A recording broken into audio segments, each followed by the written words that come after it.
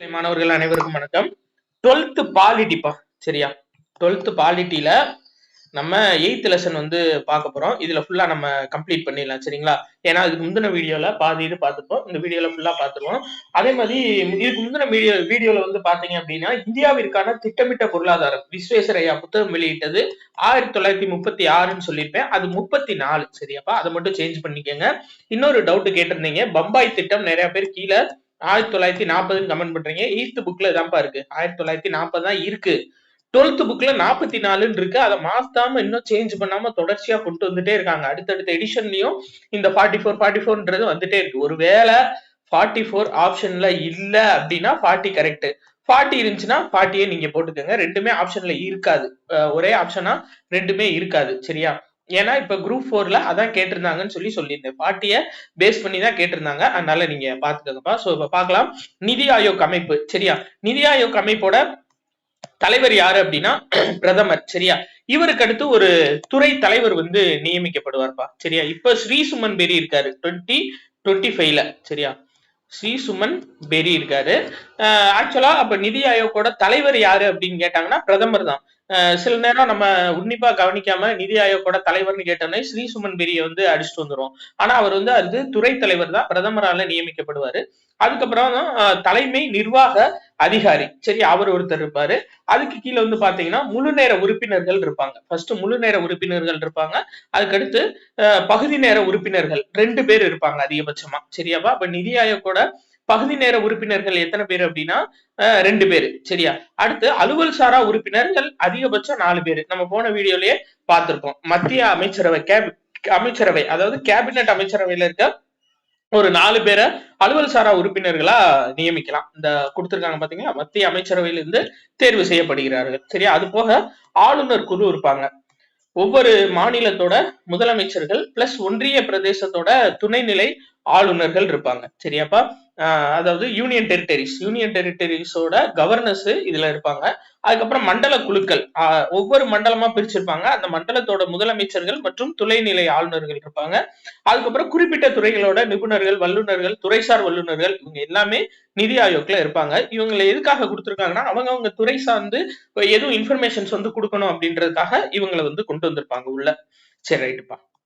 அடுத்தது நிதி ஆயோக்கின் முக்கிய நோக்கங்கள் அப்படின்னு சொல்லி கொடுத்திருப்பாங்க. என்னன்னா, முன்னுரிமை திட்டங்களை அடையாளம் காண்பதில் மாநில அரசுகளையும் மத்திய அரசுகளையும் இணைத்துக் கொள்வதன் மூலம் திட்டமிடல் செயல்முறையில் மாநிலங்கள் இணைக்கப்படுகின்றன. அதாவது மத்திய மாநிலம் 2 பேரும் ஒன்னா இணைஞ்சு ஒரு திட்ட செயல்முறையை உருவாக்கணும் அப்படின்றதான் இதோட முக்கிய நோக்கம். இது பாருங்க, இதுல இந்த நிறுவன அமைப்புகள் வேறுபாடுகள், நிதி ஆயோக்கும் திட்ட ஆணையம், இது ரெண்டுக்கும் என்ன வித்தியாசம் கொடுத்திருப்பாங்க. நம்ம ஒரு சிலர் மட்டும் பாத்துக்கலாம்ப்பா. என்னன்னா, இதோட தலைவர் ரெண்டுக்குமே பிரதமர் தான். துறை தலைவர் வந்து பிரதமரால் நியமிக்கப்படுறாங்க. இதோட துணை தலைவர் வந்து கேபினட் அமைச்சர் தகுதி கொண்ட ஒரு அமைச்சர் வந்து நியமிக்கப்படுவார், சரியா? அதான் மெயின், சரியாப்பா? இதோட துணைத் தலைவர் யாரு அப்படின்னா நம்ம பார்த்தோம்ல, துணைத் தலைவர், நிதி ஆயோக்கோட துணைத் தலைவர் ஸ்ரீ சுமன் பெரி, சரியாப்பா? ஸ்ரீ சுமன் பெரி. தலைவர் யாரு அப்படின்னா பிரதமர். ஸ்ரீ சுமன் பெரி 2025க்கு இருக்காரு. சோ அடுத்து வந்து மேபி யாராச்சும் சேஞ்ச் பண்ணலாம். நிதி ஆயோக்கோட முதல் துணைத் தலைவர் யாரு அப்படின்னா அரவிந்த் பன்காரியா, சரியாப்பா? இப்போ அவரு 16வது நிதிக்குழுவோட தலைவரா இருக்காரு, சரிங்களா? 2025ல 16வது நிதிக்குழுவோட தலைவரா அரவிந்த் பன்காரியா இருக்காரு. அவர் ஆக்சுவலா நிதி ஆயோக்கோட முதல் துணைத் தலைவர், சரியா? அதையும் ஞாபகம் வச்சுக்கோங்க. சோ அடுத்து பாருங்க, ஆளுநர் குழு, முதலமைச்சர்கள் மற்றும் துணைநிலை ஆளுநர்கள் இருப்பாங்க. இதுல தேசிய வளர்ச்சி குழு சார்ந்த உறுப்பினர்கள் இருப்பாங்க திட்ட ஆணையத்துல. அடுத்து உறுப்பினர் செயலர், பிரதமரால் நியமிக்கப்படும் இவர் தலைமை நிர்வாக அதிகாரி என்று அழைக்கப்படுகிறார். இதுல வந்து செயலர்கள் அல்லது உறுப்பினர் செயலர்கள் வழக்கம் போல் செயல்முறையின் கீழ் நியமிக்கப்படுகின்றன. இவங்களுக்குள்ள ஒரு ஓட்டிங் வச்சு திட்ட ஆணையத்துல இருந்து எடுத்திருக்காங்க. பட் நிதி ஆயோக்ல பிரதமர் வந்து நியமிக்கிறாரு. பகுதி நேர உறுப்பினர்கள் தேவையை பொறுத்து சேஞ்ச் பண்ணிக்கிடுவாங்கப்பா. நிதி ஆயோக்ல பகுதி நேர உறுப்பினர்கள் அப்போதைக்கு என்னென்ன தேவையோ அதுக்கு தகுந்து சேஞ்ச் பண்ணிக்குவாங்க. ஆனா இதுல வந்து பகுதி நேர உறுப்பினர்கள் அப்படின்ற நியமனம் இதுல கிடையவே கிடையாது. எது நிதி ஆணையத்துல பகுதி நேர உறுப்பினர்கள்ன்ற கான்செப்ட் கிடையாது. பட் நிதி ஆயோக்ல தேவைக்கு தகுந்து இருந்துக்கலாம் அப்படின்னு சொல்லியிருக்காங்க. அடுத்து பாருங்க, முழு நேர உறுப்பினர்கள், திட்ட ஆணையத்தை விட குறைவான எண்ணிக்கையில் முழு நேர உறுப்பினர்களோட எண்ணிக்கை இருக்கும். எதுலன்னா நிதி ஆயோக்ல. இதுல வந்து கடைசி திட்ட ஆணையத்தில் 8 முழு நேர உறுப்பினர்கள் இருந்திருக்காங்க. இது வேணா கேட்கலாம், கடைசி திட்ட ஆணையத்துல எத்தனை முழு நேர உறுப்பினர்கள் இருந்தாங்க அப்படின்னு சொல்லி கேட்கலாம். 8 முழு நேர உறுப்பினர்கள், சரியாப்பா?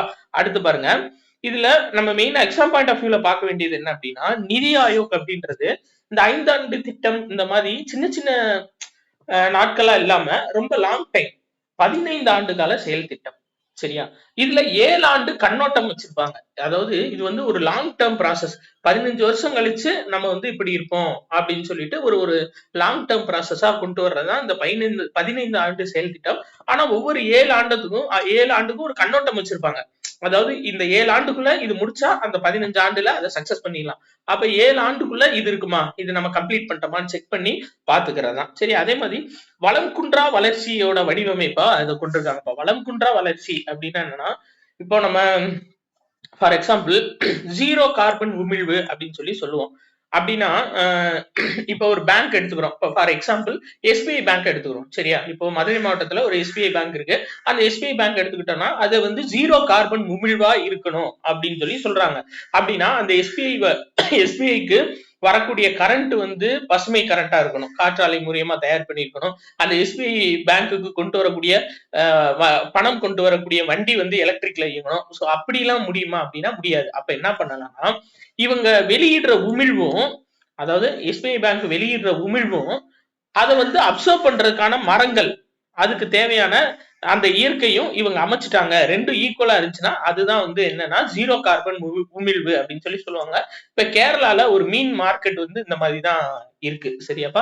அதே மாதிரி வளம் குன்றா வளர்ச்சினா என்னன்னா, இப்போ ஒரு கட்டடம் கட்டுறதுக்கு 10 மரங்களை அழிக்கணும் அப்படின்னா 10 மரங்கள் இன்னொரு இடத்துல நட்டுருவோம்.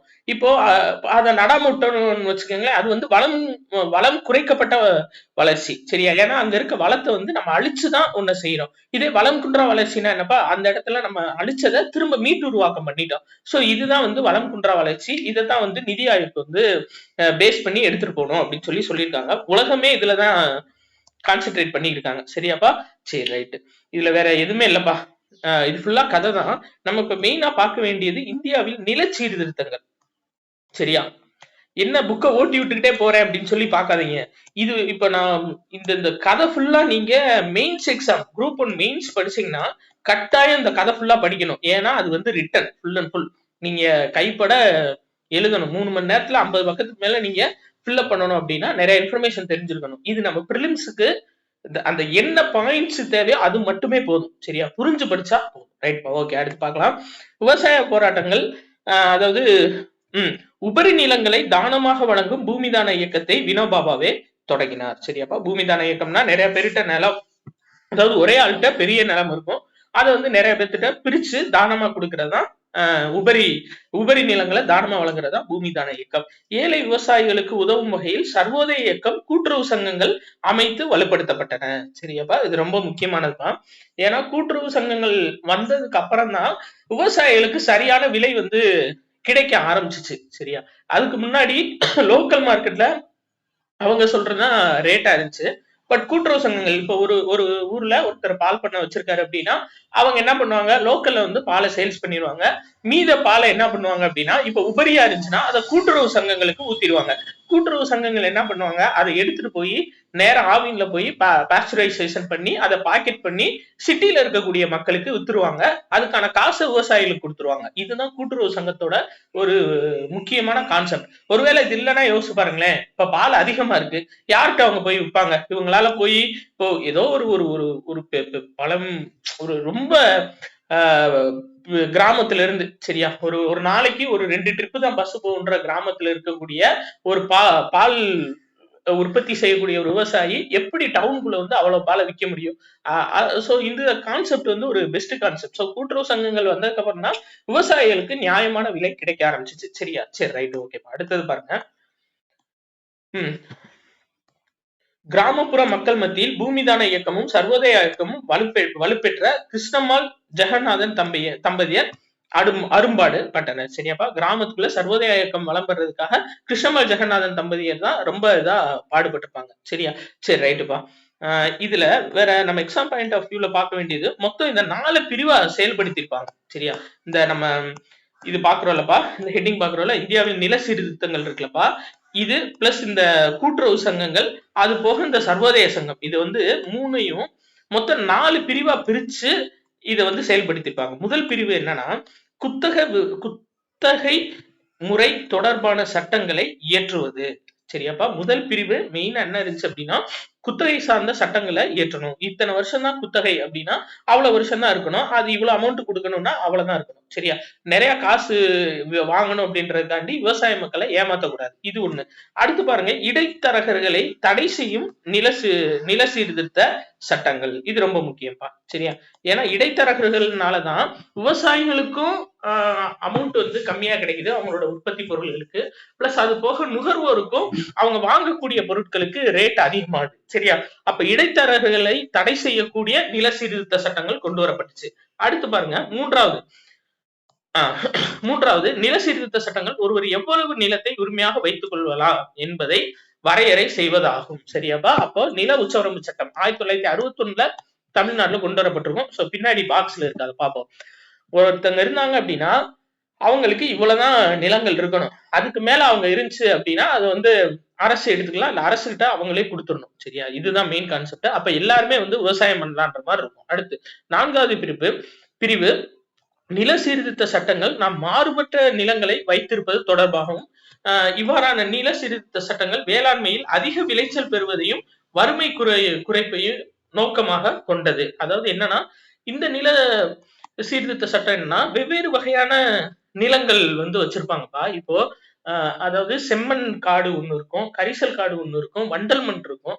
சோ அது சார்ந்து பிரிச்சிருப்பாங்க.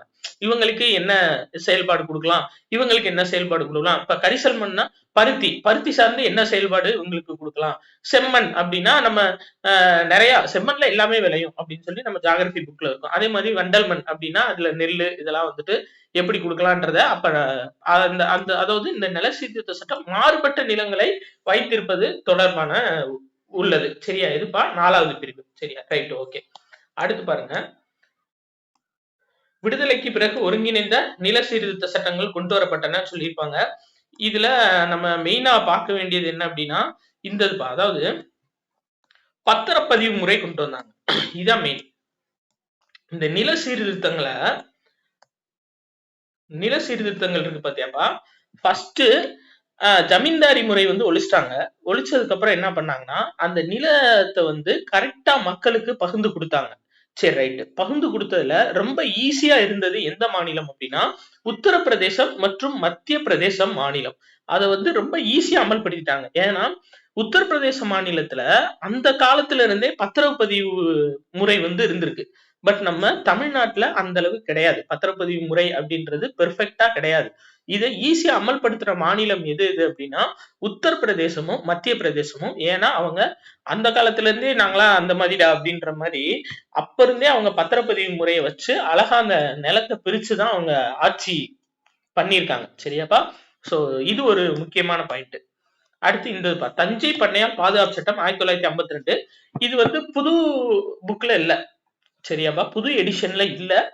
ஆனாலும் தெரிஞ்சு வச்சுக்கோங்க. புது எடிஷன் இல்லைன்னா நீங்க நோட்ல எழுதி வச்சுக்கோங்க. இப்ப பாருங்க, பண்ணை அடிமை முறை நிலவியது. சிறு குத்தகை விவசாய தொழிலாளர்களை பாதுகாக்க பண்ணையாள் பாதுகாப்பு சட்டம் 1952 நிறைவேற்றப்பட்டு பாதுகாப்பு வழங்கப்பட்டது. 1952 யாரு பீரியட்பா? ராஜாஜி பீரியட்ல. சரியா? ராஜாஜி பீரியட்ல இந்த தஞ்சை பண்ணையாள் பாதுகாப்பு சட்டம் கொண்டு வரப்பட்டுச்சு. அதாவது பெரிய பெரிய நில சுவந்தார்கள் கிட்ட சின்ன விவசாயிகள் வந்து போய் வேலை பார்த்தாங்க. அவங்க பாதுகாக்கிறதுக்காக கொண்டு வரப்பட்டதுதான் தஞ்சை பண்ணையாள் பாதுகாப்பு சட்டம் 1952. அதுக்கப்புறம் இதன் மூலம் சிறு குத்தகை விவசாயிகள் தங்கள் விளைச்சலில் நியாயமான விலையை பெறுகின்றனர். சரியா? அப்ப தஞ்சை பண்ணையாள் பாதுகாப்பு சட்டத்தோட முக்கிய சிறப்பம்சம் என்ன அப்படின்னா, சிறு குறு விவசாயிகள் தங்களுக்கான நியாயமான விலை, தங்களுக்கான நியாயமான சம்பளத்தை பெறாங்க. நில உச்சவரம் சட்டம் 1961. இது ரொம்ப முக்கியம்பா. சரியா? ஐயா காமராசர் பீரியட்ல கொண்டு வரப்பட்டது.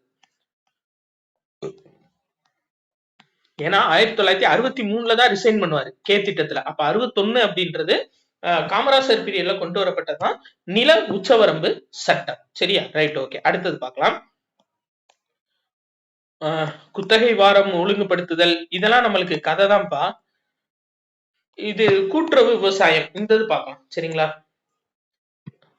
இந்த கூட்டுறவு விவசாயம்னா என்னப்பா, ஒரு மிகப்பெரிய நிலம் இருக்கும். சரியா? ஒரு பெரிய நிலம், ஒரு 10 ஏக்கர் நிலம் இருக்குப்பா. சரியா? இந்த 10 ஏக்கர் நிலத்துல என்ன பண்ணுவாங்க அப்படின்னா, ஒரே இப்ப 10 ஏக்கர் நிலம் இருக்கு, விவசாயம் பண்ணலாம்.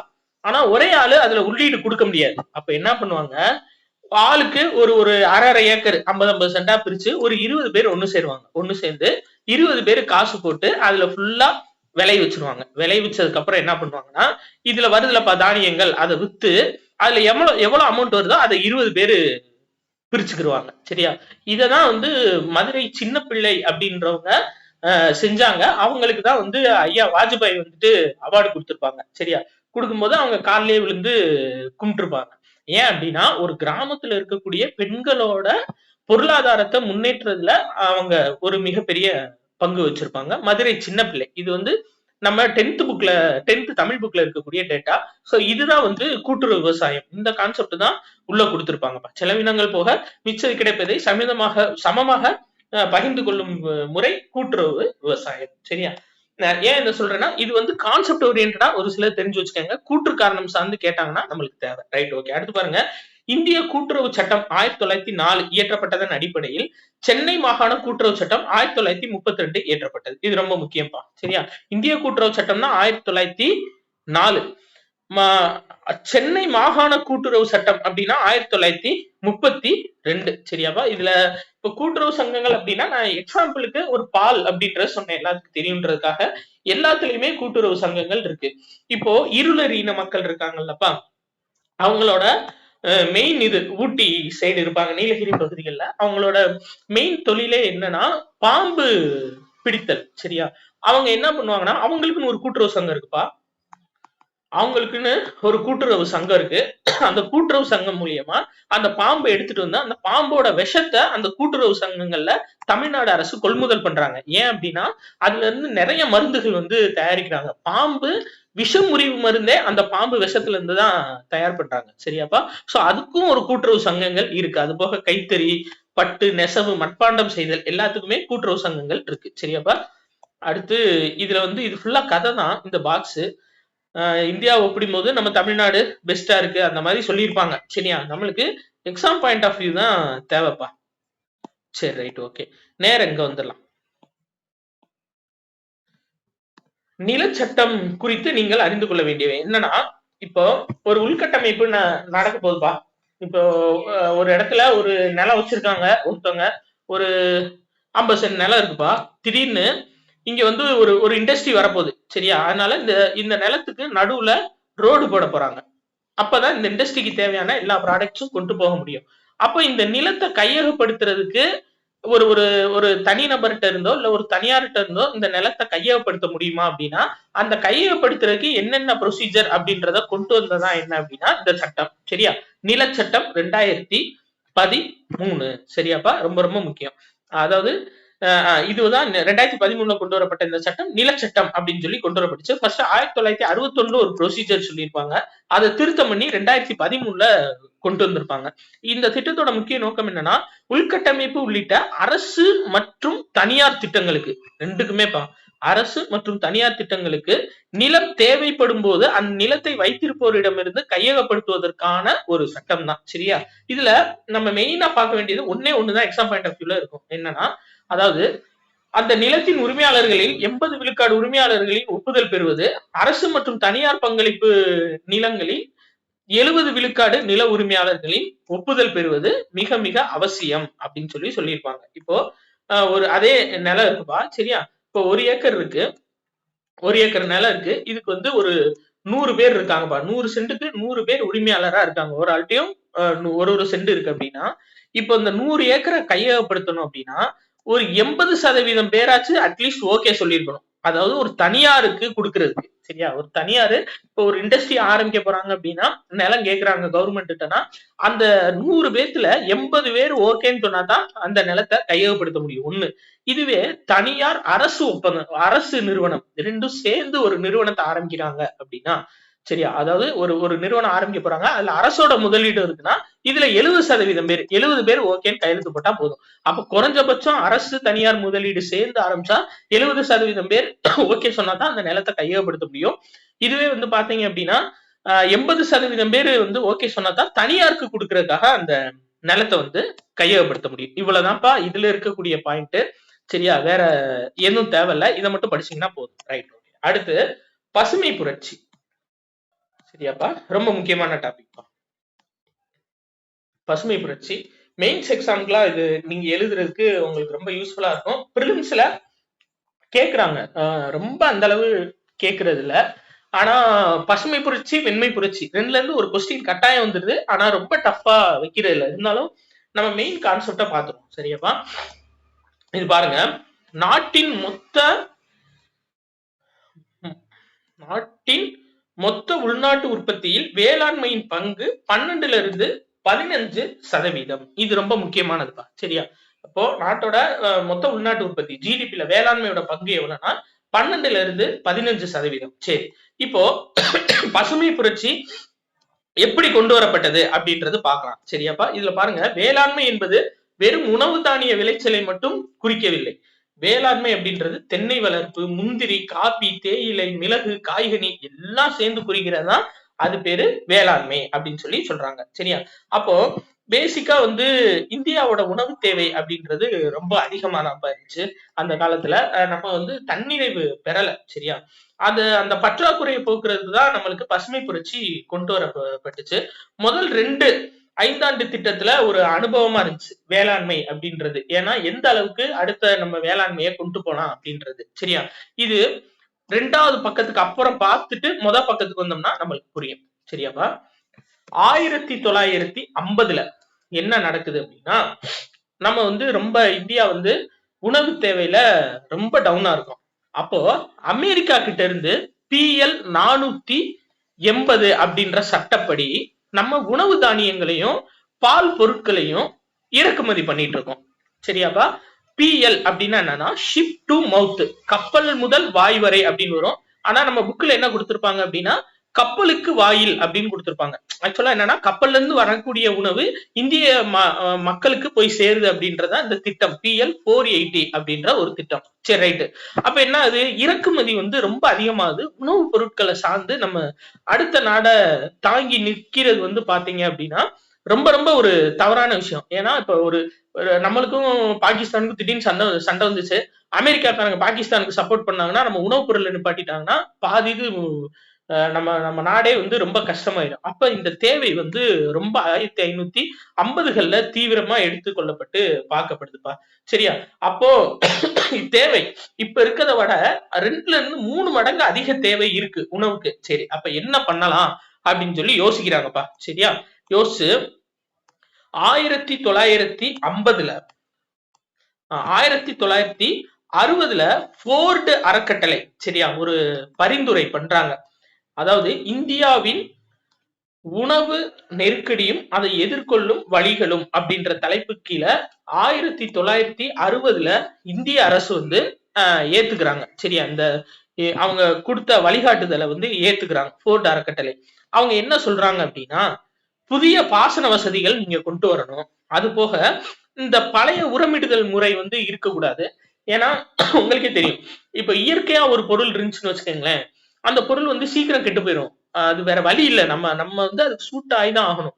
சீக்கிரம் கெட்டு போயிடும். அதே மாதிரி இயற்கை விவசாயம் பண்ணோம் அப்படின்னா ஒரு ஏக்கர்ல 12 மூடை நெல்லு விளையுறது, இயற்கை விவசாயம் பண்ணா 8 மூடை தான் நம்மளுக்கு விளையும். சரியா? அப்ப என்ன சொல்றாங்க, ஃபர்ஸ்ட் புதிய பாசன வசதிகளை ஏற்படுத்துங்க, உரமிடுதல் முறையில நீங்க மாத்துங்க. சரிங்களா? உரமிடுதல் முறையை நீங்க நிறைய சேஞ்ச் பண்ணும். அதுக்கப்புறம் HYV ரொம்ப முக்கியப்பா, ஹை ஈல்டு வெரைட்டி கிராப்ஸ், அதான் வீரிய விதைகள்னு சொல்லுவாங்க. இது அறிமுகப்படுத்தினதான் பசுமை புரட்சியோட ஒரு முக்கிய ஒரு திட்டம். சரியாப்பா? வீரிய விதைகள் HYV high yield variety crops வந்து அறிமுகப்படுத்துறாங்க. பூச்சிக்கொல்லிகளை நிறைய பயன்படுத்த சொல்றாங்கப்பா. ஏன்னா நம்ம பழைய மாதிரி அந்த வேப்ப புண்ணாக்க போடுறது, வேப்ப எண்ணெயை தூவுறது, இந்த மாதிரிலாம் இருந்துச்சுன்னா புதுசா வந்து பூச்சிகள் வர வர அது வந்து அழிவை நோக்கி தான் போயிட்டு இருக்கும். அப்ப புதிய பூச்சிக்கொல்லிகள் வந்து நீங்க உருவாக்குனீங்க அப்படின்னா உங்களுக்கு ஈல்டு அதிகமா கிடைக்கும்னு சொல்றாங்க. இது எல்லாத்தையுமே ஏத்துக்கிட்டாங்க. இந்த திட்டம் வந்து வேளாண் அறிவியலாளர் MS சுவாமிநாதன் அவர்களால் தயாரிக்கப்பட்டது. போர்டு அறக்கட்டளை கொடுத்த அந்த பரிந்துரைகளை வச்சு இது ஃபுல் அண்ட் ஃபுல் யாரால் செய்யப்பட்டது அப்படின்னா MS சுவாமிநாதன் பசுமை புரட்சியின் தந்தை அவரால் வந்து செய்யப்பட்டதுப்பா. சோ 1960ல 7 மாவட்டங்கள்ல இந்த பசுமை புரட்சியை இன்ட்ரடியூஸ் பண்றாங்க. 67, 68 சரியா 7 வருஷம் கழிச்சு இந்தியாவோட வேளாண் உற்பத்தி 50% அதிகரிச்சிருச்சு. சரியாப்பா. அப்போ முதல் கட்டமா 1960ல 7 மாவட்டங்கள்ல செயல்படுத்துறாங்க. 1967 டு 78ல வந்து இந்தியாவோட வேளாண் உற்பத்தி அப்படியே டபுள் மடங்கு, இன்னொரு மடங்குல பாதி 50% வந்து இன்க்ரீஸ் ஆயிடுச்சு. சோ இது ரொம்ப சக்சஸ்ஃபுல்லா ஆயிடுச்சு. சரியாப்பா. சரி ரைட் ஓகே. இதுல என்ன சொல்ல வர்றாங்கன்னா, வேற முக்கியமான பாயிண்ட் எடுத்துக்கிட்டீங்கன்னா, ஆண்டுக்கு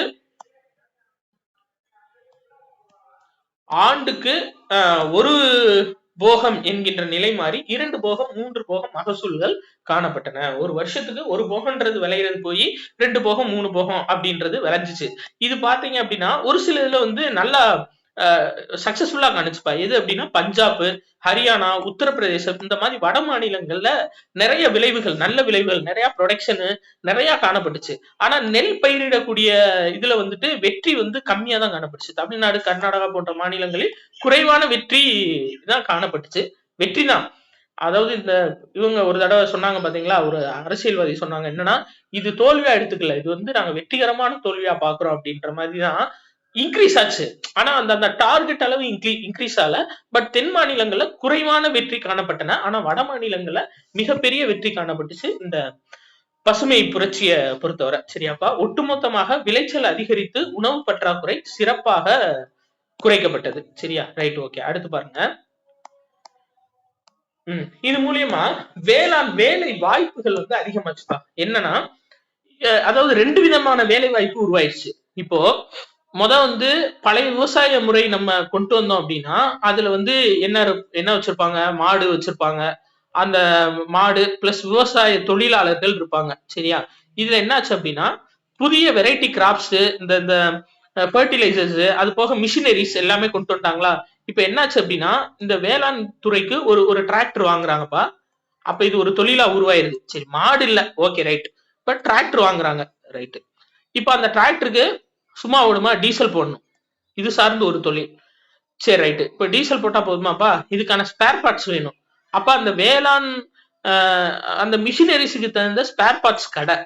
இது வந்து நான் டிராக்டருக்கு மட்டும் சொல்றேன். அதே மாதிரி ஃபர்டிலைசர்ஸ், இப்ப புதுசா இந்த பூச்சிக்கொல்லிகள் இதெல்லாம் கொண்டு வராங்க அப்படின்னா செயற்கை பூச்சிக்கொல்லிகள், அதுக்கு ஒரு இண்டஸ்ட்ரி, அது தயாரிக்கக்கூடிய கெமிக்கல், அதுக்கு ஒரு ரிசர்ச் அண்ட் டெவலப்மெண்ட். இப்படி வேளாண் வேலை வாய்ப்பு வந்து ரொம்ப அதிகரிச்சு காணப்பட்டுச்சு, ரொம்ப இன்க்ரீஸ் ஆக ஆரம்பிச்சிருச்சு. சரியாப்பா. Right okay. அதைத்தான் கொடுத்துருப்பாங்க அவங்க. இப்ப நான் சொன்ன கதை தான் இது ஃபுல்லா இருக்கும். நீங்க கான்செப்டை மட்டும் மைண்ட்ல வச்சுக்கோங்க. சரியாப்பா. அடுத்தது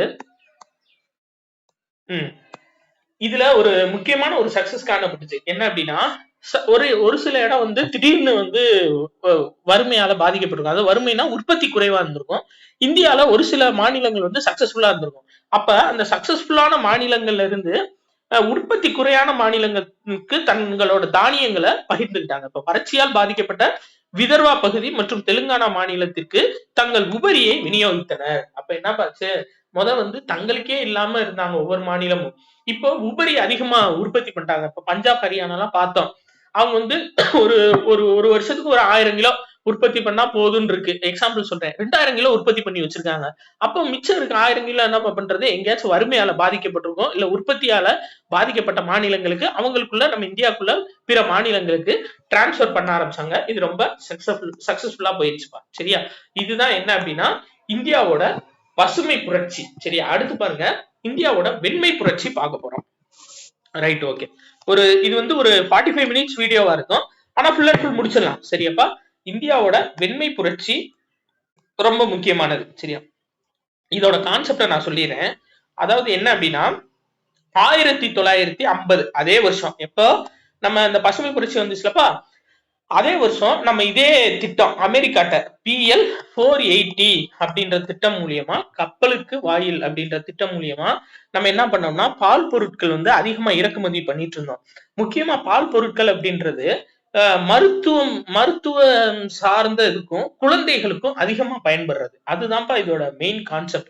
சரியா. அதனாலதான் ஒருத்தவங்களோட பால் சந்தையில வந்து யாருமே கை வைக்க கூடாது. இப்போ அமெரிக்கா நம்மளுக்கு 50% வரி விதிக்கிறாங்க. காரணம் என்னன்னா அவங்க வந்து உலகளாவிய பால் சந்தையை வந்து நீங்க ஏத்துக்கணும்னு சொல்றாங்க. உலகளாவிய பால் சந்தைன்னா என்னப்பா, என்னோட பொருளும் கொண்டு வந்து விற்பேன், டக்குன்னு எனக்கு வந்து நீங்க இப்ப நம்ம இந்தியா வந்து பால் பொருள் ஏற்றுமதிக்கு ஒரு ஒரு தடை மாதிரி இருக்கு. தடைனா என்ன சொல்றது, நம்மளுக்கு போக உபரி இருந்தா தான் நம்ம வெளிநாட்டுக்கு ஏற்றுமதி பண்ணணும் பால் பொருளை பொறுத்தவரை அப்படின்னு ஒரு சட்டம் இருக்கு. ஆனா அமெரிக்கா என்ன சொல்றாங்க, எங்களுக்கு திடீர்னு தேவைப்பட்டுச்சுன்னா நாங்க கேட்போம், நீங்க எங்களுக்கு கொடுத்தே ஆகணும்.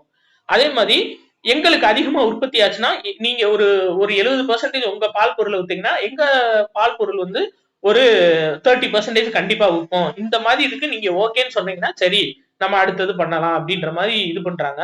ஆனா இந்த கச்சா எண்ணெயிலையும் பால் பொருள் சந்தையிலையும் நம்ம இந்தியா வந்து முடியவே முடியாது, நீங்க தெரிஞ்சதை பாட்டுவாங்க அப்படின்னு சொல்லிட்டாங்க. சரியா, அப்படிதான்ப்பா செய்வேன், அது பால் பொருள் சந்தையெல்லாம் நாங்க உங்களுக்கு கொடுக்க முடியாது அப்படின்னு சொல்லிட்டாங்க. சரியா, ஏன் அப்படி அவ்வளவு பால் பொருள் சந்தை எப்படிப்பா உருவாச்சு, அதுதான் வந்து நம்ம இதுல பார்க்க போறோம். சரியா, சரி ரைட் ஓகேப்பா. இப்போ 1950 சரியா, பின்னாடி இருந்து வருவோம்ப்பா, அப்பதான் உங்களுக்கு புரியும். 1950 ஆனந்த் பால் ஒன்றிய நிறுவனம் அப்படின்னு சொல்லிட்டு வர்கீஸ் குரியன் அவர் வந்து குஜராத் மாநிலத்துல தொடங்குறாரு. சரியாப்பா, சரி ரைட் ஓகே. இப்போ ஆனந்த் பால் ஒன்றியம்னா என்னப்பா, இப்ப எதுக்காக அதை ஆரம்பிச்சாங்க அப்படின்னா, இந்திய பகுதி இருக்கு, இப்போ மும்பை பகுதியில அதிகமான பால் பொருட்கள் தேவைப்படுது, ஆனா கிடைக்கல. சரி ரைட்டு, இப்போ இந்த குஜராத், ராஜஸ்தான் இந்த பகுதிகள்லாம் அதிகமான மாடுகள் இருக்கு, அதிகமா பால் உற்பத்தி ஆகுது, அதனால அவங்களால விற்க முடியல. சரி, இவர் ஒரு ஐடியா பண்றாரு, நேரா அங்க போறாரு, போயிட்டு எங்க இந்த குஜராத் ராஜஸ்தான் பகுதிகளுக்கு போயிட்டு அங்க போய் கேட்கிறாரு ஒவ்வொரு விவசாயிகள்கிட்டயும், நீங்க அதிகமா உற்பத்தி பண்ற பாலை என்கிட்ட கொடுங்க, அதை வித்து உங்களுக்கு நான் அமௌண்ட் கொடுத்துறேன். சரியா, உங்களுக்கு மாடுகளுக்கு தேவையான தீவனங்கள் பிளஸ் அந்த மெடிக்கல் செலவும் நாங்களே பாத்துக்கிறோம் அப்படின்னு சொல்றாரு. சரி ரைட், அப்போ அந்த குஜராத் பகுதியில இருந்து பாலை சேகரிச்சு நேர கொண்டு வந்து மும்பை சிட்டி பகுதிகளில் விற்கிறார்ப்பா, அது பயங்கர லாபம் கொடுக்குது. சோ அந்த லாபத்துல ஒரு குறிப்பிட்ட அளவு வந்து விவசாயிகளுக்கு கொடுத்துறாரு, இன்னொரு குறிப்பிட்ட அளவு அவங்க வச்சிருக்க மாடுகளுக்கு அவங்களே வந்து பாத்தீங்க அப்படின்னா ட்ரீட்மெண்ட் கொடுத்துறாங்க, இந்த கூட்டுறவு சங்கங்கள் மூலியமாவே ட்ரீட்மெண்ட் கொடுத்துறாங்க. அப்ப விவசாயிகளுக்கு மிகப்பெரிய மகிழ்ச்சி, என்னப்பா மாடியும் அவங்களே பாத்துக்கிறாங்க, அவங்களும் நம்ம பாலை எடுத்துட்டு போய் அவங்களே காசு கொடுத்துறாங்க, அப்ப இன்னும் நிறைய உற்பத்தி பண்ண வேண்டியதானே அப்படின்னு சொல்லி ஒரு இன்ட்ரெஸ்ட் வருது விவசாயிகளுக்கு. இது வந்து நம்ம அரசுக்கு தெரிய வருதுப்பா. சோ 1966 இந்த கான்செப்ட் வந்து நம்மளுடைய அப்போதைய பிரதமர் லால் பகதூர் சாஸ்திரிக்கு வந்துட்டு ரொம்ப பிடிச்சு போச்சு, அதனால வெண்மை புரட்சியை தொடங்கி வைக்கிறாரு. இதுக்கு தலைவரா யார போடுறாரு அப்படின்னா வர்கீஸ் குரியனா போடுறாரு. சரியா, அவர் தானப்ப ஆரம்பிச்சாரு இப்ப இருக்காமுல ஆனந்த் பால் ஒன்றியத்தை. சரியா, அதனால அவரையே வந்து ஹெட்டா போடுறாரு. சரி ரைட் ஓகே. இப்ப 1970 பால்வள மேம்பாட்டு வாரியம் அமைக்கப்படுது. சோ பால் உற்பத்தி ரொம்ப அதிகமா பெருகுதுப்பா. இந்த பாக்ஸ் ரொம்ப முக்கியம். 1955 நம்ம ஒரு வருஷத்துக்கு 500 டன் வெண்ணெய் இறக்குமதி செஞ்சுட்டு வந்திருக்கோம். இதுவே 12,000 டன்க்கு, அதாவது இப்போ கூட்டுறவு சங்கம் மூலமாக மட்டுமே 12,000 டன்களுக்கு அதிகமாக உற்பத்தி செய்கின்றன. அப்ப பாருங்க, 500 டன் நம்ம இறக்குமதி பண்ணிட்டு இருந்தோம், ஆனா இப்போ 12,000 டன்னு அதிகமா நம்ம வெண்ணெயை வந்து உற்பத்தி பண்ணிக்கிட்டு இருக்கோம். 12,000 டன்னா உற்பத்தி பண்ணிட்டு இருக்கோம். இதே போல 1955 3,000 டன் குழந்தைகளுக்கு உணவு இறக்குமதி செய்து வந்தோம். இன்று நமது கூட்டுறவு சங்கங்கள் 38,000 டன்களுக்கு அதிகமாக உற்பத்தியே 38,000 டன் பண்றாங்க. அதே மாதிரி இதுதான் ரொம்ப முக்கியமான பாயிண்ட், என்ன அப்படின்னா பால் மற்றும் பால் பொருட்கள் இறக்குமதி செய்யும் நிலைமை 1975 முடிவுக்கு வந்தது. அப்போ 1975க்கு முன்னாடி வரையும் தான் நம்ம பாலும் பால் பொருட்களும் இறக்குமதி செஞ்சுட்டு வந்திருக்கோம். 1975லயே நம்ம தன்னிறைவு ஆகியாச்சு. சரியாப்பா, இப்போ நம்ம பால் பொருளை பிற நாடுகளுக்கு ஏற்றுமதி பண்ணிக்கிட்டு இருக்கோம், நம்மது போக. சரியா, அதனாலதான் பால் சந்தை அப்படின்றது மிகப்பெரிய சந்தை, ரொம்ப ரொம்ப ரொம்ப முக்கியமானது அப்படின்னு சொல்லிட்டு ஒவ்வொரு அரசியல் தலைவர்களும் பேசிட்டு இருக்காங்க. சரியாப்பா, ரைட் ஓகே. இதுல பாருங்க, இது தமிழ்நாடு கூட்டுறவு பால் உற்பத்தியாளர் சங்க கூட்டமைப்புப்பா. தமிழ்நாடு கூட்டுறவு முறையில் பால் வளத்தை பெருக்கும் வகையில் 1972 தமிழ்நாடு பால்வள மேம்பாட்டு கழகம் ஃபர்ஸ்ட் தொடங்கப்படுது. அதுக்கப்புறம் 1981 தமிழ்நாடு கூட்டுறவு பால் உற்பத்தியாளர் சங்கம் அப்படின்னு மாறுது. அந்த தமிழ்நாடு கூட்டுறவு பால் உற்பத்தியாளர் சங்கம் தான் ஆவின் அப்படின்ற பேர்ல நம்ம தமிழ்நாடு கவர்மெண்ட் சார்பா பால் வந்து வெளியிடப்படுது. வணிக முத்திரையுடன் கூடிய பால் தமிழகம் முழுவதும் வெளியிடப்படுது. 1993-94 சராசரியா ஒருத்தர் வந்து ஒரு நாளைக்கு 169 கிராம் பால் அருந்துறவங்களா இருந்திருக்காங்க, பால் மற்றும் பால் பொருட்கள். இது 2018-19 சராசரியா நபர் ஒருத்தர் 268 கிராம் பால் வந்து பால் பொருளோ ஒரு நாளைக்கு நுகர்ந்துடுறாங்க. அப்ப சராசரியா பாருங்க, நம்மள அறியாமையே ஒரு நாளைக்கு 1/4 லிட்டர் அளவு நம்ம பால் பொருட்கள் வந்து எடுத்துக்கிறோம். சில பேர் தயிர் இதெல்லாம் சாப்பிட மாட்டாங்க, அவங்கள விட்டுருங்க. ரெகுலரா பாருங்க, இப்ப சாதாரணமா 2 ஃப்ரெண்ட்ஸ் மீட் பண்ணோம், ஏதாச்சும் பண்ணோம்னாவே வாடா ஒரு டீ சாப்பிட்டு வரும். என்னப்பா? பால் பொருள். சரியா? சாப்பிட்டு தயிர் சாப்பிடுறோம்லப்பா, கடைசியா பால் பொருள். சரியா? ஐஸ்கிரீம் அதுலயும் பால் பொருள் தான். சரியா? அப்ப நம்மள அறியாமே சராசரியா ஒரு நாளைக்கு நம்ம ஒரு 1/4 லிட்டர் பாலோ இல்ல பால் பொருளோ அருந்திட்டு இருக்கோம். எப்ப? 2018, 19 இருந்து. சரி, ரைட், ஓகேப்பா. இதுதான்ப்பா வெண்மை புரட்சி. சரியா? இதுல வேற வந்து உள்ள ஃபுல்லா கதையா தான் இருக்கும். மொத்தம் 3 கட்டங்களா வெண்மை புரட்சி நடைமுறைப்படுத்தப்பட்டிருக்கும்னு சொல்லியிருப்பாங்க. 70 to 79 இதோட மதிப்பீடு இதெல்லாம் தேவையில்லப்பா.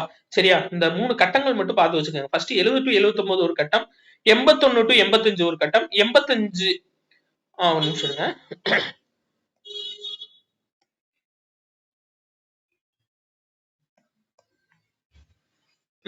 அதுக்கப்புறம் 85க்கு மேல. சரியாப்பா? தன்னிறைவு பெற்றதுக்கு அப்புறம் 85க்கு மேல. ஆனா நம்ம 75லயே தன்னிறைவு பெற்றாச்சு. இருந்தாலும் அதிக பால் உற்பத்தியானது 85க்கு மேலதான். சரியாப்பா? ரைட். இவ்வளவுதான் இதுல கான்செப்ட். எக்ஸாம் பாயிண்ட் ஆஃப் வியூல இவ்வளவுதான். உங்களுக்கு கதை இன்ட்ரெஸ்டிங்கா இருக்கு அப்படின்னா இது ஃபுல்லா நீங்க படிச்சு வச்சுக்கோங்க. சரியாப்பா? எத்தனை சங்கங்கள் உருவாச்சு எல்லாமே. Right, okay. அடுத்து இண்டஸ்ட்ரீஸ் ஓரியன்டா பார்க்கணும் அப்படின்னா இது ஒண்ணுதான்ப்பா நம்மளுக்கு இம்பார்ட்டன்டான பாயிண்ட். இந்தியா உலகின் 6வது பெரிய தொழில்துறை நாடாக வளர்ந்துள்ளது 2011 டேட்டா படி. சரியாப்பா? 2011 டேட்டா படி உலகின் எத்தனாவது மிகப்பெரிய தொழில்துறை நாடா நம்ம தமிழ்நாடு இருக்கு அப்படின்னா 6வது மிகப்பெரிய தொழில்துறை நாடா தமிழ்நாடு இருக்கு. அடுத்து பாருங்க, 1990-91, அதாவது 1959ல 50 விழுக்காடா இருந்தது. என்னன்னா தொழிற்சாலைகளோட உற்பத்தி 1990-99ல 79 விழுக்காடா அதிகரிச்சிச்சு. இதுவும் ஒரு முக்கியமான கான்செப்டா நீங்க பாத்துக்கங்க. ஏன்னா இது வந்து இந்த விழுக்காடு சார்ந்து எது வந்துச்சு, இன்க்ரீஸ் ஆச்சு, டிக்ரீஸ் ஆனது கூட கேட்க மாட்டாங்க. ஏதோ ஆவரேஜ் சார்ந்து இன்க்ரீஸ் ஆச்சு அப்படின்னா ஒரு சிலது கேட்பாங்க. அது இண்டஸ்ட்ரீஸ் ஓரியன்டா கேட்பாங்க. அப்ப தொழிற்சாலைகளோட உற்பத்தி 59ல 50% தான் அவங்களோட உற்பத்தி இருந்துச்சு. அதுக்கப்புறம் வந்து பாத்தீங்க அப்படின்னா 1991ல 79 விழுக்காடா அதிகரிச்சிச்சு. சரியாப்பா? அடுத்து நேர இந்த பாக்ஸ் தான் எக்ஸாம் பாயிண்ட் ஆஃப் வியூல பாருங்க. விஸ்வேஸ்வரய்யா இந்திய பொருளாதார திட்டமிடலின் முன்னோடி அப்படின்னு அழைக்கப்படுறாரு. ரொம்ப முக்கியம். சரியா? இந்திய பொருளாதார திட்டமிடலின் முன்னோடின்னு அழைக்கப்படுறவர் யாருன்னா விஸ்வேஸ்வரய்யா. இவர் ஒரு முதன்மை பொறியாளர் மற்றும் ராஜதந்திரி. மைசூர் மாநிலத்தோட 19வது திவான். இதெல்லாம் நம்மளுக்கு தேவையில்லப்பா. நம்ம மெயினா பார்க்க வேண்டியது பொருளாதார திட்டமிடலின் முன்னோடி என்று அழைக்கப்படுபவர் யாருன்னா எஸ் விஸ்வேஸ்வரய்யா. 1955 ஆண்டு மிகப்பெரிய உயரிய விருதான பாரத ரத்னா விருது இவருக்கு வழங்கப்பட்டது விஸ்வேஸ்வரய்யாக்கு. சரியா? அடுத்து பாருங்க, உலக பால் தினம். உலக பால் தினம் ஒவ்வொரு ஆண்டும் ஜூன் 1ஆம் தேதியும், தேசிய பால் தினம் நவம்பர் 26ஆம் தேதியும் வர்கீஸ் குரியன் பிறந்த நாளை நினைவு கூறும் வகையில் கொண்டாடப்படுகிறது. இவர் வெண்மை புரட்சியின் தந்தை ஆவார். சரியாப்பா? அப்போ தேசிய பால் தினம்னா நவம்பர் 26பா. உலக பால் தினம் அப்படின்னா ஜூன் 1ஆம் தேதி. இதை மட்டும் நீங்க ஞாபகம் வச்சுக்கணும். சரி, ரைட். அடுத்து பாருங்க, இந்த தொழில் கொள்கை. சரி, முதல் தொழில் கொள்கை. சரியாப்பா? அதாவது இந்த தொழில் கொள்கைன்றது எதுக்காக கொண்டு வந்தாங்கன்னு ஒரு கான்செப்ட் கொடுத்திருக்காங்க. ஒரு நாடு தொழில்மயமாவதற்கு திறமையான தொழில் கொள்கை அவசியம். இதன் மூலமாக உரிய கொள்கைகள், சட்டங்கள், விதிமுறைகள் இயற்றப்படுகின்றன. ஒவ்வொரு இண்டஸ்ட்ரீஸும் எப்படி இருக்கணும்ன்ற கொள்கை, சட்டம், விதிமுறை இதெல்லாம் தொழில் கொள்கை மூலியமா தான் நிறைவேற்றப்படுது. ஃபர்ஸ்ட் தொழில் கொள்கை 1948. இந்தியா வந்து கலப்பு பொருளாதார கோட்பாட்டினை ஏத்துக்கிட்டதுக்கு அப்புறம் இந்த தொழில் கொள்கை தீர்மானம் கொண்டு வந்தாங்க. இதை வந்து மொத்தம் 3 பொதுத்துறை மற்றும் தனியார் துறை தங்களுக்கான பகுதிகளில் தொடர்ந்து இயங்கும் அப்படின்னு சொல்லி அறிவிச்சிருப்பாங்கப்பா. சரியா? அப்போ அதாவது சுதந்திரமானதுக்கு உடனே நம்மகிட்ட வந்து இண்டஸ்ட்ரீஸ் அப்படின்றது ஒரு சிலதான்ப்பா இருந்துச்சு. மெயினா வந்து ஆயுதம் தயாரிக்கக்கூடிய இண்டஸ்ட்ரீஸ் தான் அதிகமா இருந்துச்சு. அந்த காலத்துல இன்ஜினியரிங் அப்படின்னாவே அது ஆயுதம் தயாரிக்கிற கான்செப்ட்ல தான் வச்சிருந்தாங்க. ஏன்னா ஆங்கிலேயர்களுக்கு அதுதான் அதிகமா தேவைப்பட்டுச்சு. அப்ப ஆங்கிலேயர்கள் சுதந்திரம் கொடுத்து விட்டுட்டு போனப்ப நம்மளுக்கு வந்து இண்டஸ்ட்ரீஸ் அப்படின்னு எதுவுமே கிடையாது. அதுக்கப்புறம் கொஞ்சம் கொஞ்சமா டெவலப் பண்ணதான். சோ அதனாலதான் இந்த 48 தொழில் கொள்கையில இவங்க என்ன சொல்லியிருக்காங்க அப்படின்னா பொதுத்துறை மற்றும் தனியார் துறை தங்களுக்கு என்ன பகுதிகளில் தொடர்ந்து இயங்கும். சரி, இப்பதான் சுதந்திரம் வாங்கிருக்கோம், பொதுத்துறை இருந்தாலும் சரி, தனியார் துறை இருந்தாலும் சரி, இப்போதைக்கு நீங்க அப்படி அப்படியே ஓடிக்கிட்டு இருங்க, நம்ம பின்னாடி நம்ம பாத்துக்கிறோம் அப்படின்னு சொல்லி சொல்லியிருப்பாங்க. சரியாப்பா? ரைட். இதுல ஒரு சிலர் உள்ள கொடுத்திருப்பாங்க, பட் கதை அதெல்லாம் நமக்கு தேவையில்ல. ஆயுதங்கள், வெடிபொருட்கள் உற்பத்தி, மின்னணு ஆற்றல், இதெல்லாம் வந்து பொதுத்துறை நிறுவனங்கள் கட்டுப்படுத்தின. இத்துறையில் மத்திய அரசு ஏகபோகம் செலுத்தியது. விமான உற்பத்தி, இதெல்லாம் தேவையில்லப்பா. நம்மளுக்கு நேர தொழில் கொள்கை தீர்மானம் 56 எது முக்கியமான பாயிண்டோ அது மட்டும் பார்ப்போம். சரியா? சரி. 1956 ஏப்ரல்ல வந்து துவங்கப்பட்டது. இதுலதான் 3 தான் பிரிச்சிருப்பாங்க. ஃபர்ஸ்ட் அரசு சார்ந்து தொழில், அதுக்கடுத்து அரசு மற்றும் பொதுத்துறை, 3வது தனியார் துறை. சரியாப்பா? 3 பார்ட்டா பிரிச்சிருப்பாங்க. 3 வகையான தொழில்கள் எப்போது பிரிக்கப்பட்டுச்சு அப்படின்னா, தொழில் கொள்கை தீர்மானம் 1956 படி பிரிக்கப்பட்டுச்சு. சரியாப்பா? அவை முழுவதும் அரசு கட்டுப்பாட்டில். ஃபர்ஸ்ட் வந்து அரசு கட்டுப்பாட்டுல இருந்துச்சு. அடுத்து அரசு மற்றும் தனியாரும் இணைந்து நிர்வகிக்கும் நிறுவனங்கள். 3வது முழுவதும் தனியாருக்கு விடப்பட்டது. சரியா? அதைத்தான் பொதுத்துறை அப்படின்னு சொல்லியிருப்பாங்க. சரியாப்பா? பொதுத்துறைன்னு சொல்லியிருப்பாங்க, அரசு மற்றும் தனியார் துறை இணைந்துன்னு சொல்லியிருப்பாங்க. எல்லாம் ஒண்ணுதான். சரியாப்பா? தனியாரை ஊக்கப்படுத்தும் வகையில் போக்குவரத்து, மின்சாரம் உள்ளிட்ட இதர சேவைகள் அரசால் மேம்படுத்தப்பட்டன. ரைட். இது ரொம்ப முக்கியம். ஏன் அப்படின்னா, இப்போ தனியார் துறை உள்ள வரணும் அப்படின்னா அவங்களுக்கு தேவையானதெல்லாம் இருக்கான்னு பார்ப்பாங்க. First road facility. இப்ப நம்மளே ஒரு இண்டஸ்ட்ரி ஆரம்பிக்க போறோம்ப்பா, நம்மளோட நோக்கம் என்ன? லாப நோக்கம் தான். அப்ப லாபம் சம்பாதிக்கிறதுக்கு தேவையான இன்ஃப்ராஸ்ட்ரக்சர் இருக்கான்னு பார்ப்பாங்கல்ல. அது எல்லாமே பண்ணி கொடுத்தது எதுனா அரசு. ஏன்னா அரசு கையில தான் போக்குவரத்து, மின்சாரம் எல்லாமே இருந்துச்சு. அதனால தனியாருக்கு என்ன தேவையோ அதெல்லாம் செஞ்சு கொடுத்தாங்க. அடுத்து 1980 தொழில் கொள்கை தீர்மானம்ப்பா, ரொம்ப முக்கியமானது. ஏன்னா எந்த இடத்துல எல்லாம் தொழில் பின்தங்கி இருக்கும், அதாவது தொழில் துவங்க சூழ்நிலை இருக்கும், ஆனா அது அந்த பகுதிகள் வந்து தொழில பின்னடைவா இருக்கும். காரணம் என்னன்னா மின்சாரம். சரியா? காரணம் வந்து மின்சாரம். சரி, ரைட். அப்ப 1980 தொழில் கொள்கையில தான் என்ன சொல்றாங்கன்னா, அணுமின் நிலையங்களை அமைச்சு கொடுக்கணும். எங்கெல்லாம் வந்து தொழில் ரீதியா பின்தங்கிய பகுதிகள் இருக்கோ அங்க எல்லாமே வந்து அணுமின் நிலையங்களை நம்ம அமைச்சு கொடுக்கணும் அப்படின்னு சொல்லக்கூடிய தொழில் கொள்கை எது அப்படின்னா 1980 தொழில் கொள்கைப்பா. ரொம்ப ரொம்ப ரொம்ப முக்கியமான ஒரு தொழில் கொள்கை.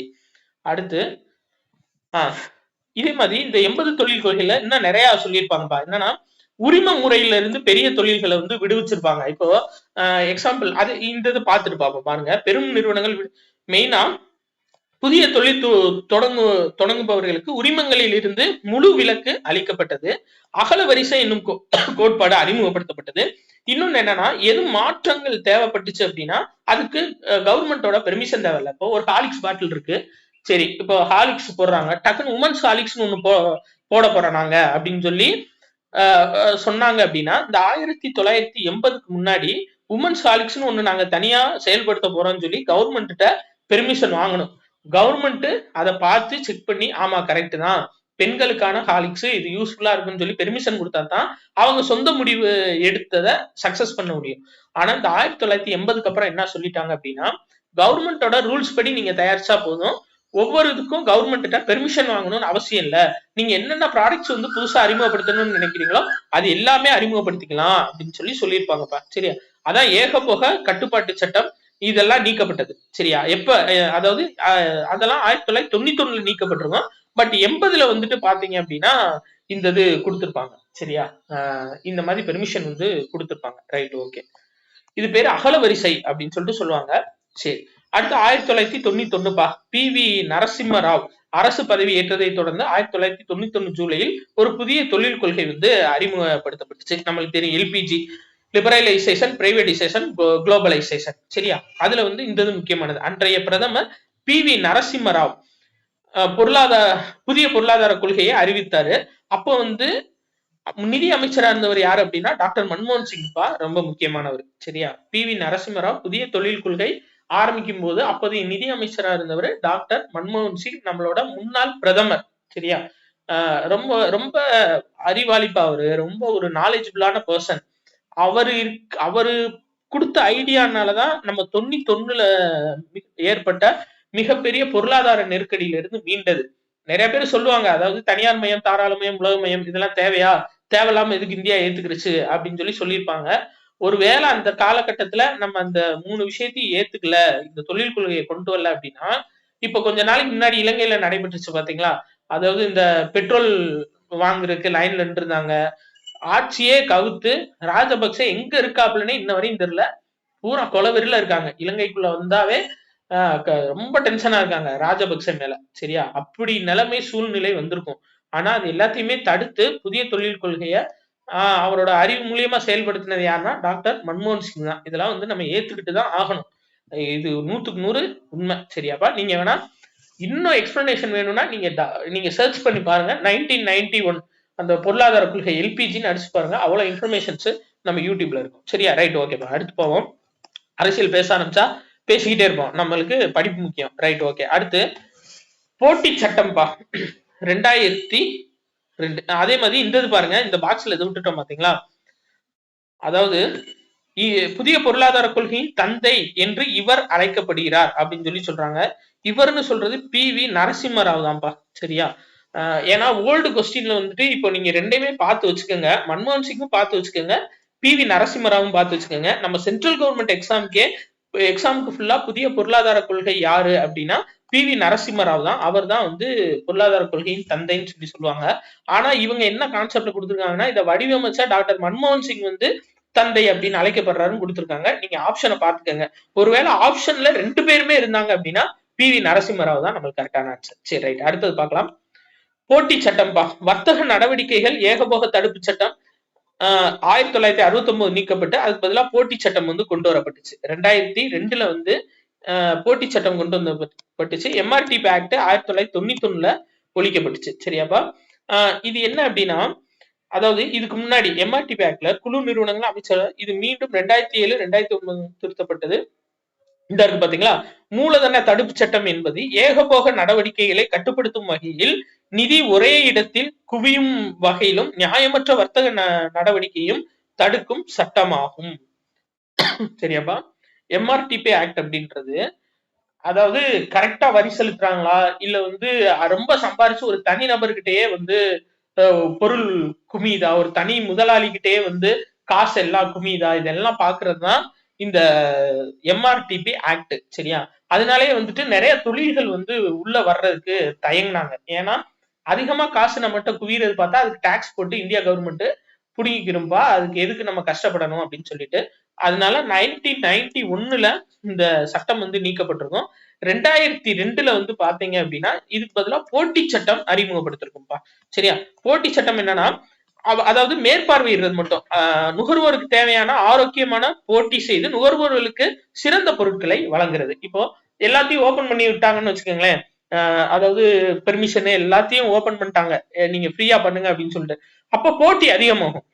ஒவ்வொரு ப்ராடக்ட்டும் நீ நானும் போட்டி போட்டு நுகர்வோருக்கு தரமான பொருட்களை கொடுக்கணும் அப்படின்னு சொல்லிட்டு எய்ம் பண்ணுவாங்க. அதுதான் அதை பேஸ் பண்ணி தான் இந்த போட்டி சட்டம் வந்து உருவாக்கப்பட்டிருக்கும்பா. இவ்வளவுதான் கான்செப்ட். சரியா? இதுல வேற எதுவுமே இல்ல. இவ்வளவுதான்ப்பா. இந்த லெசன் வந்து இவ்வளவுதான். சரியா? நான் எக்ஸாம் பாயிண்ட் ஆஃப் வியூல உங்களுக்கு எல்லாமே சொல்லியாச்சு. 8th லெசன் முடிஞ்சு. இந்த வார டெஸ்ட்டுக்கும் உங்களுக்கு இது கண்டிப்பா யூஸ்ஃபுல்லா இருக்கும். சரியா? Right, okay. புக் பேக் பாத்துருவோம்பா. நிதி ஆயோக்கின் தலைவர் யாரு? பிரதமர்ப்பா. துணைத் தலைவர் ராஜீவ்குமார் கிடையாது, இப்போ ஸ்ரீ சுமன் பெரி. ஸ்ரீ சுமன் பெரி நிதி ஆயோக்கோட துணைத் தலைவர். நிதி ஆயோக் அமைப்பினை கொண்டு வந்தவர் யாருன்னா நரேந்திர மோடி. சரியா? அடுத்து பிரதமர். இந்தியாவில் விவசாய உற்பத்தியை அதிகரிப்பதற்காக கொண்டு வரப்பட்ட திட்டத்திற்கு என்றும் நீங்கா பசுமை புரட்சி என்று பெயரிட்டவர் எம்.எஸ். சுவாமிநாதன். இந்தியாவின் பசுமை புரட்சியின் தந்தை என்று அழைக்கப்படுபவர் எம்.எஸ். சுவாமிநாதன். பசுமை புரட்சி இவற்றில் எதை குறிப்பிடுகிறது? வீரிய விதைகள் திட்டம். ரொம்ப முக்கியம்பா. அதாவது ஒரு சில எக்ஸாம்ஸ்ல எப்படி கேக்குறாங்கன்னா, இந்த வீரிய விதைகளை HYVனே கொடுத்துடுறாங்க. அதனால தமிழ் மீடியம் ஸ்டூடெண்ட்ஸ் நீங்க HYVன்னு பாத்துக்கோங்க. சரியாப்பா? HYV எப்போது கொண்டு வரப்பட்டது இப்படியே கேட்டுப்படுறாங்க. இங்கிலீஷ்லயும் when HYV was introduced அப்படின்னு கேட்டுறாங்க. அப்போ நம்ம வந்து முடிச்சுட்டு இருக்க கூடாது தமிழ் மீடியம் ஸ்டூடெண்ட்ஸ் என்ன அப்படின்னு சொல்லிட்டு. நான் ஏற்கனவே சொன்னதுதான், ஒரு சில விஷயம் எக்ஸ்பான்ஷன் இருந்துச்சு அப்படின்னா தமிழ் மீடியம் படிக்கிற ஸ்டூடெண்ட்ஸ் இங்கிலீஷ்லயும் பார்த்து வச்சுக்கோங்க. இப்ப நான் உங்களுக்கு ஏற்கனவே சொல்லியிருக்கேன், AYUSH இந்த ஆயுஷ் துறையில் கீழே என்னென்ன மருத்துவம் வரும் அப்படின்னா, இப்ப தமிழ்ல ஆயுஷ்னு எழுதியிருப்பாங்கப்பா. சரியா? இதுவே நீங்க இங்கிலீஷ்ல படிச்சீங்கன்னா ஈஸிப்பா. ஆயுர்வேதம், யோகா, யுனானி, சித்தா, ஹோமியோபதி, அதான் ஆயுஷ். சரியா? இப்ப தமிழ்லனா இது நம்ம ஃபுல்லா மனப்பாடம் பண்ணணும். ஆயுர்வேதா, யோகா, வேற என்னப்பா வரும் மறந்து போச்சே அப்படின்லாம் இருக்கும். இதை ஞாபகம் வச்சுக்கிட்டீங்கன்னா ஈஸி. அதான் ஒரு சில விஷயம் வந்து தமிழ் மீடியம் ஸ்டூடெண்ட்ஸ் இருந்தீங்கன்னா இங்கிலீஷ்லயும் கொஞ்சம் அந்த எக்ஸ்பான்ஷன் இதெல்லாம் பார்த்து வச்சுக்கிறது உங்களுக்கு ரொம்ப யூஸ்ஃபுல். அடுத்து பாருங்க, இந்திய பசுமை புரட்சி என்பது கீழ்காணும் விதைகளின் எவற்றின் அதிக விளைச்சலுக்கான வீரிய விதைகளை அறிமுகப்படுத்தியது? மெயினா கோதுமைப்பா. சரியா, கோதுமை தான் மெயின். அதுக்கு அடுத்துதான் வந்து பிற தானியங்களுக்கு கொண்டு வந்திருப்பாங்க. கோதுமை அரிசிக்கு தான் ஃபர்ஸ்ட் அதுக்கான முக்கியத்துவம் கொடுத்திருப்பாங்க. அடுத்து எந்த 5 ஆண்டு திட்ட காலத்தில் பசுமை புரட்சி கொண்டு வரப்பட்டதுன்னா 4வது 5 ஆண்டு திட்டம், ரொம்ப முக்கியமானது. சரியாப்பா. அடுத்து இந்தியாவில் வெண்மை புரட்சியின் தந்தை வர்கீஸ் குரியன். அமுல் பால் பொருள் நிறுவனம் எங்குள்ளது அப்படின்னா ஆனந்த், அது பேர் ஆனந்த் நிறுவனம் குஜராத்ல இருக்கு. அடுத்து திட்ட ஆணையம் ஜவஹர்லால் நேரு, நிதி ஆயோக் நரேந்திர மோடி, பசுமை புரட்சி MS சுவாமிநாதன், வெண்மை புரட்சி வர்கீஸ் குரியன். சரியா, அடுத்ததுப்பா. சரி, ரைட், அவ்வளவுதான்ப்பா. புக் பேக் ஃபுல்லா பார்த்தாச்சு. 8th லெசன் ஃபுல்லா கம்ப்ளீட் பண்ணியாச்சுப்பா. வேற அடுத்தது வந்து நம்ம ஹிஸ்டரி, அதாவது இந்தியன் நேஷனல் மூவ்மெண்ட் பாத்துருவோம். இந்திய தேசிய இயக்கம் அது வந்து 12th வரை இருக்கணும். இத ஃபர்ஸ்ட் ஒரு நோட்ஸா நம்ம பார்த்து முடிச்சிருவோம். சரியாப்பா. பார்த்துட்டு புக்குக்குள்ள நம்ம போனோம்னா நம்மளுக்கு ரொம்ப பயனுள்ளதா இருக்கும். இது முடிஞ்சு பாலிட்டி 12th ஃபுல்லா முடிச்சு கொடுத்தாச்சு. அடுத்து வந்து 12th ஹிஸ்டரி ஒரு நோட்ஸ் மாதிரி பார்த்துட்டு நம்ம அடுத்த புக்குக்குள்ள போவோம்ப்பா. நன்றி.